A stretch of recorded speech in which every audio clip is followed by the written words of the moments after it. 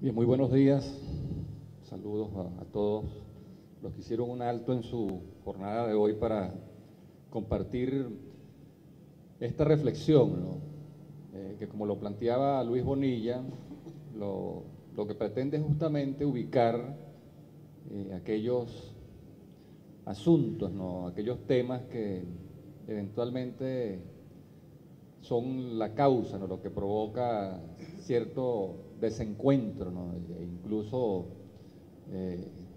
inconformidad con lo que es el curso de un proceso hecho por mujeres y hombres, ¿no? Que tiene un propósito bien claro, bien definido, pero que en el camino, como todos sabemos, suelen ocurrir tropiezos, desviaciones, que retrasan el logro de los objetivos, de las metas que una revolución se plantea, y que es necesario reflexionar sobre esos temas para estar plenamente consciente de si vamos efectivamente por el camino que nos conduce a eso, al logro de esos objetivos, de esos propósitos, o si nos estamos retrasando, ¿no? o incluso si nos estamos desviando.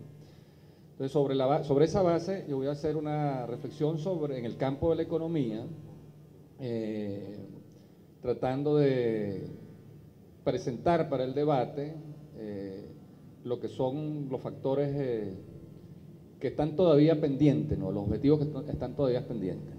¿Y qué hacer entonces para lograrlo? Porque la idea es que tengamos una jornada muy propositiva, que si bien es cierto, la hacemos desde la crítica leal y comprometida con la revolución, lo hacemos también desde los temas que nos preocupan, que nos duelen y que necesariamente tienen que ser atendidos y abordados para avanzar. Bien, la revolución bolivariana triunfó con la promesa de derrotar el desempleo, la pobreza, la exclusión. Ese ha sido la gran motivación, el gran propósito de este proceso de transformación, de cambio. La revolución bolivariana desde un primer momento no se planteó la construcción del socialismo. Es años después que declara su carácter antiimperialista, es años después que declara su carácter anticapitalista, es años después que declara su carácter socialista. ¿Y por qué lo hace? Pues, ¿no? ¿Por qué no plantea desde un primer momento la construcción del socialismo? Eso no estaba claro, ¿no? En el año 98. Lo que estaba claro era la necesidad de erradicar pues, esos flagelos sociales pues, que antes comenté.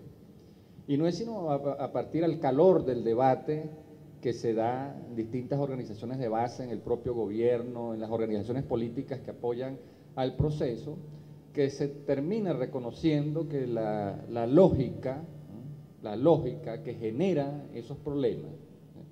La lógica que genera desempleo, que genera pobreza, que genera exclusión social, es la propia lógica del sistema capitalista, pues de la producción, de la organización social, económica y política que le es inherente, que le es propia al sistema capitalista. O sea, cuando se empieza a discutir y se retoma el debate, ¿no? sobre la tensión fundamental en la economía capitalista, la contradicción fundamental que se da entre el capital y el trabajo, pues, entre el interés del trabajador de lograr una mayor remuneración por su esfuerzo productivo, de tal manera que ese sueldo, ese salario no solamente le alcance para comprar a duras penas la canasta alimentaria, sino que incluso pueda comprar, adquirir otros bienes, otros servicios que van mucho más allá de los alimentos, pero que son necesarios, ¿no? o imprescindibles para satisfacer sus necesidades básicas, sus necesidades esenciales. Allí se crea una tensión, porque ya sabemos cuál es la resistencia, la oposición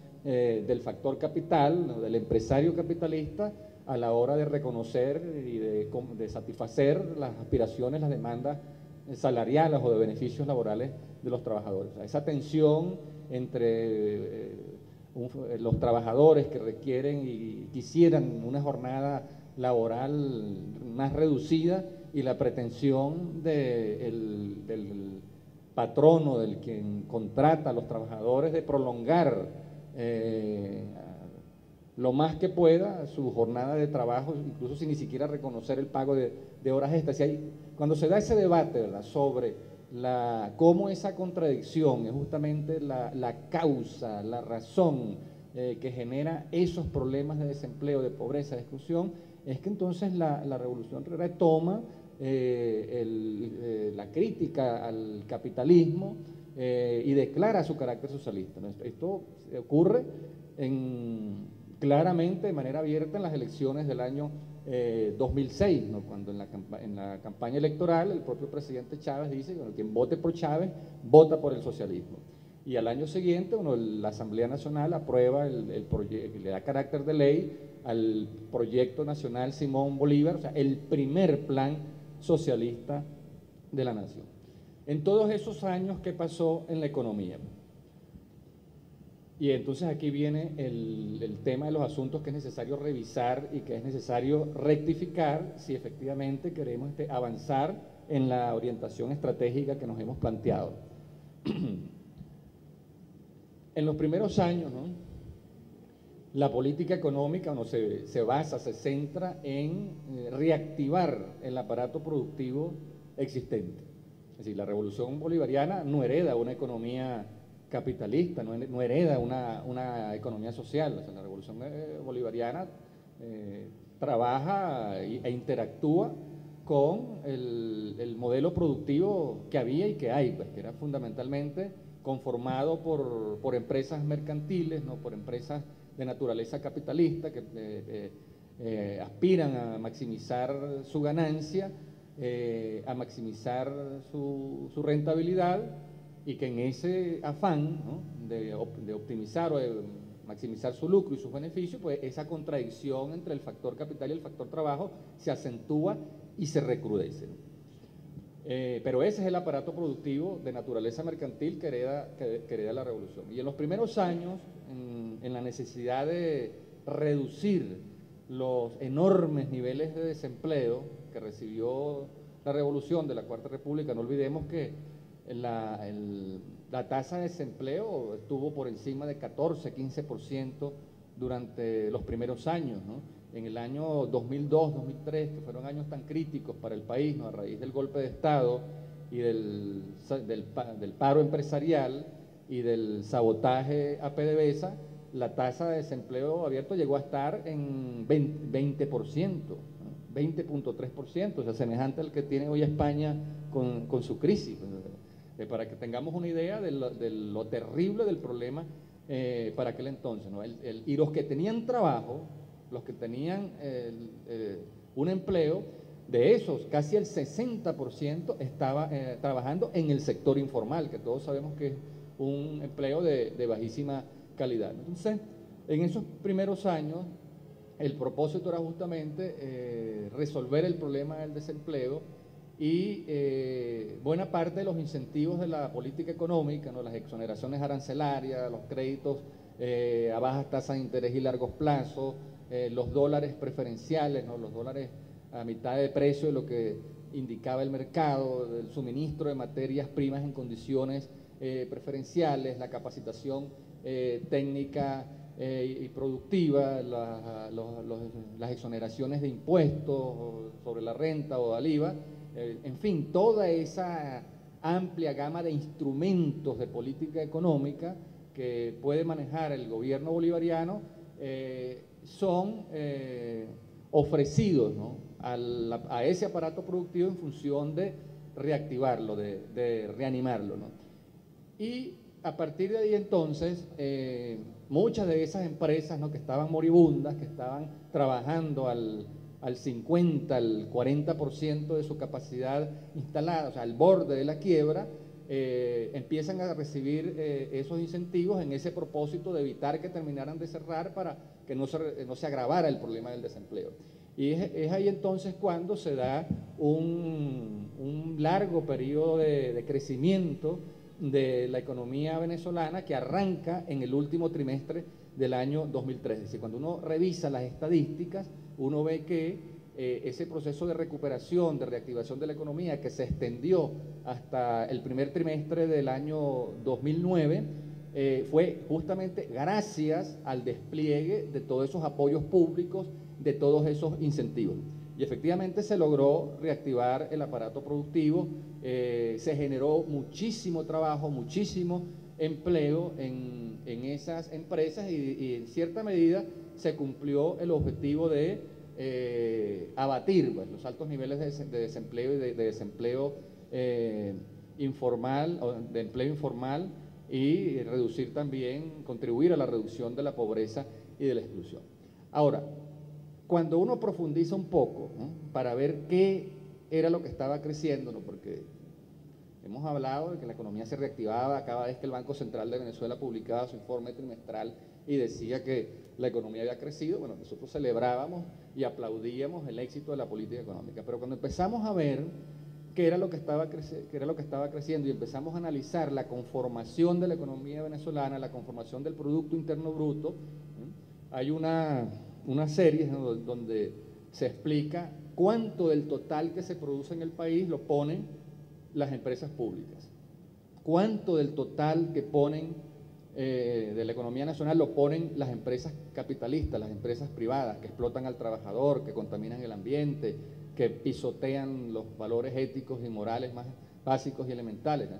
Esas cuentas también permiten ver cuánto del total de la producción en el país está en manos de la economía social. Y para un gobierno que, si bien declaró su carácter socialista, fue en el año 66, pero desde un primer momento fue un gobierno popular, un gobierno que en el 2006 declaró su carácter socialista, ¿sí?, en el año 2006. Sí, bueno, formalmente, por eso comencé haciendo la explicación, ¿no?, porque una cosa fueron las primeras referencias que hizo el presidente en el evento de los intelectuales y en el foro de Brasil, pero una cosa es la declaración ya formal del carácter socialista de la revolución. O sea, hay unas premisas, unos antecedentes, pero la declaración formal es en la campaña del año 2006 y realmente ya adquiere carácter de política, de ley, cuando se aprueba el proyecto nacional Simón Bolívar, primer plan socialista de la nación. Entonces, ahí es donde trazo la raya, ¿no? Pero siempre el gobierno tuvo un carácter progresista, revolucionario, identificado con la población más vulnerable, ¿no?, con los sectores más empobrecidos. Entonces, bueno, cuando revisamos eso, para ver si efectivamente ese crecimiento de la economía está expresando también un empoderamiento popular, está expresando, es expresión también de un control mayor de los trabajadores directos, de los campesinos, de las comunidades organizadas, de los consumidores sobre esos procesos de producción, resulta que encontramos entonces nuestra primera sorpresa. Encontramos nuestra primera sorpresa, digo, porque era de esperarse que tanto la participación del sector público como la participación de la economía social hubiesen crecido en la conformación del Producto Interno Bruto. O sea, de ese 100% de todos los bienes y de todos los servicios que se generan para poder satisfacer las necesidades de la sociedad, lo esperable era que un creciente porcentaje de esa producción estuviese en manos de la economía social y en manos de el Estado y relativamente un porcentaje menor en manos de esas empresas que operan con la lógica capitalista de maximizar el lucro, de maximizar la ganancia y la rentabilidad. Y resulta que cuando entonces metemos el close-up, y metemos el microscopio, nos damos cuenta que en estos años la economía más bien se hizo más capitalista. Es decir, el peso del sector privado, el peso del sector capitalista privado creció y crece incluso en momentos en los cuales el Estado está lanzando una intensiva para nacionalizar la electricidad de Caracas, nacionalizar la CanTV, nacionalizar Sidor, las cementeras, las redes de comercialización y distribución de alimentos como Éxito y como o sea, paradójicamente el sector privado crece, el sector público también crece, y el sector de la economía social también crece, ¿no? Pero crecen a distintas velocidades. Ahí está la explicación de por qué, a pesar de todo esto, la economía mercantil capitalista crece más rápido, y es ahí entonces uno de los asuntos que necesariamente tenemos que revisar y rectificar para poder lograr que en los años que vienen ese crecimiento económico se dé sobre todo en los sectores de la economía social y en aquellos espacios en donde por razones estratégicas se entienda que el Estado debe asumir el control. Pero no es solamente que crece la economía capitalista, es que cuando uno analiza la distribución del ingreso, cuando uno analiza la distribución de la riqueza, es decir, cómo se reparte el fruto del esfuerzo productivo entre los patronos, entre los trabajadores, entre el Estado, resulta que nos damos cuenta que en esos años también la participación de los trabajadores, en lugar de aumentar, se redujo. Y la participación del factor capital de los patronos en la distribución del ingreso, en lugar de reducirse, aumentó. Entonces, bueno, o sea, ¿cómo es esto, pues, no? ¿Cómo es esto que una revolución que declara su carácter antiimperialista, que declara su carácter anticapitalista, que declara su carácter socialista, cómo explicar esto que entonces la economía se haya hecho más capitalista? ¿Cómo explicar esto que en una revolución que declara su carácter popular, que se cuadra al lado de los trabajadores, resulta que la explotación de los trabajadores se ha intensificado y se ha recrudecido? Bueno, lo medular de la explicación es que toda esa gama de incentivos que les hablé al comienzo, el sector que mejor los aprovecha, que mejor los utiliza, es justamente ese sector capitalista de la economía. O sea, esa recuperación de la economía venezolana no se dio gracias a las fuerzas del mercado. O sea, no fueron las fuerzas ciegas del mercado o la mano invisible del mercado la que llevó a las empresas a recuperarse, a reactivarse. Esa economía se recupera gracias a todos esos incentivos, que son aprovechados fundamentalmente, como ya dije, por ese sector capitalista, por ese sector mercantil. Todos los sectores crecen, solo que, como decía antes, crecen a distinta velocidad.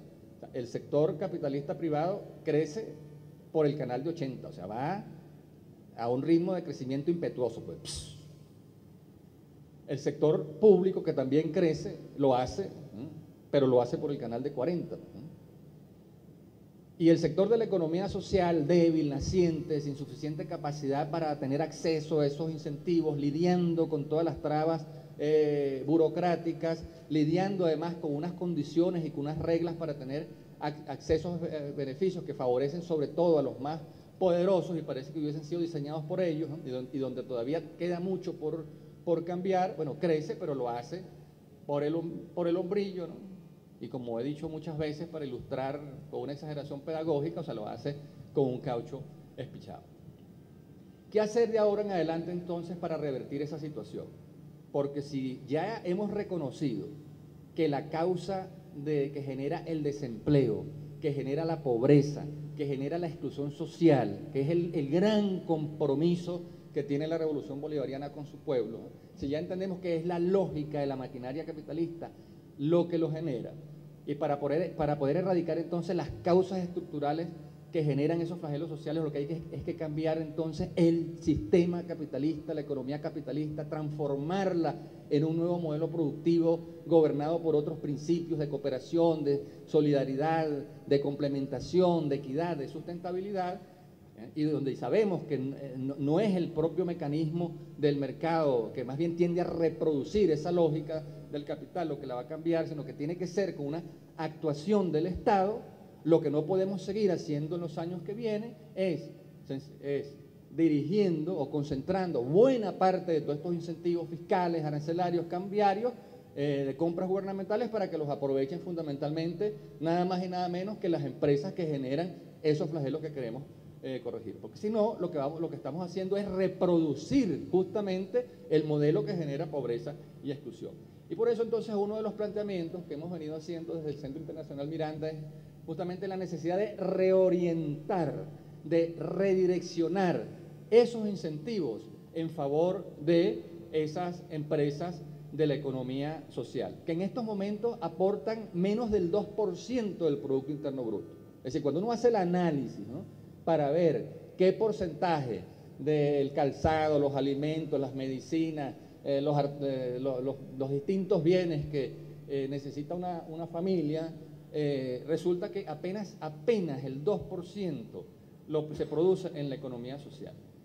Y un 70% sigue estando bajo el control del sector capitalista, el sector mercantil. Por supuesto, todos los problemas de presiones inflacionarias, de acaparamiento, de especulación, seguirán reproduciéndose y multiplicándose mientras esa situación no cambie. Entonces, en adelante, una de las cosas que tiene efectivamente que revisarse es esa. Lo que no quiere decir que en una economía donde el 70% de la producción está en manos del sector privado quede excluido de esos incentivos, ¿no? Porque tampoco entonces se trata de dar un bandazo y sin haber creado la economía socialista, entonces apostar a la quiebra o al fracaso de esa otra economía, ¿no? Tiene que ser muy bien administrado en esa transición, solo que en adelante el acceso, el disfrute a esos incentivos por parte del sector capitalista privado tiene que darse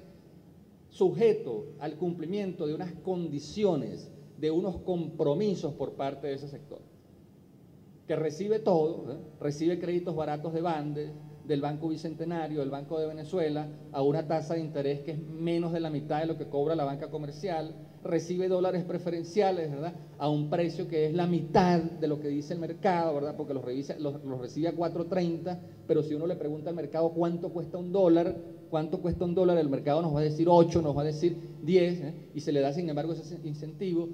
Participan en condiciones ventajosas en todas las contrataciones públicas, en la construcción de obras, en las compras gubernamentales, reciben materias primas en condiciones favorables de Pequibén, de las empresas básicas, de PDVSA, sin que cumplan ningún compromiso con la construcción de ese modelo productivo o sin que cumplan ningún compromiso en la lucha contra la pobreza y la exclusión social.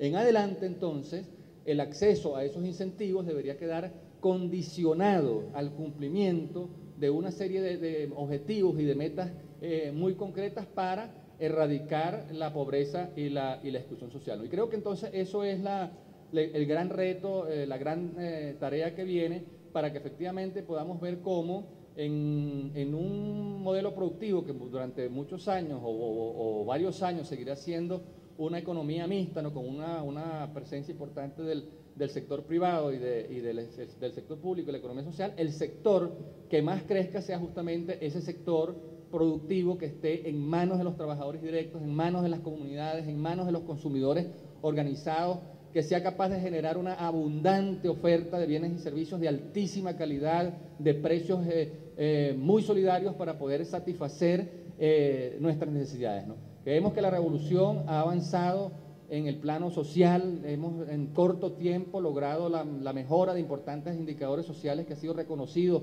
incluso por distintos organismos internacionales. Ha habido una revolución política, o sea, en Venezuela el mapa político cambió, pero la gran asignatura pendiente que tenemos todavía es en materia económica. O sea, en materia económica la revolución tiene que plantearse objetivos y metas mucho más claros, porque una revolución política sin una revolución económica, una revolución social sin una revolución económica es una revolución insostenible, inviable en el mediano y largo plazo. Y por eso el gran reto de ahora en adelante, y lo ratifico una vez más, es reorientar todos esos incentivos de política pública en función del sector de la economía social, de la economía solidaria, de la economía popular, y condicionar el acceso a esos incentivos por parte del sector privado al cumplimiento de objetivos y metas muy concretas en la lucha contra la pobreza y la exclusión social. Y lo dejo hasta ahí porque ya me pasaron el letrero de fin. Gracias.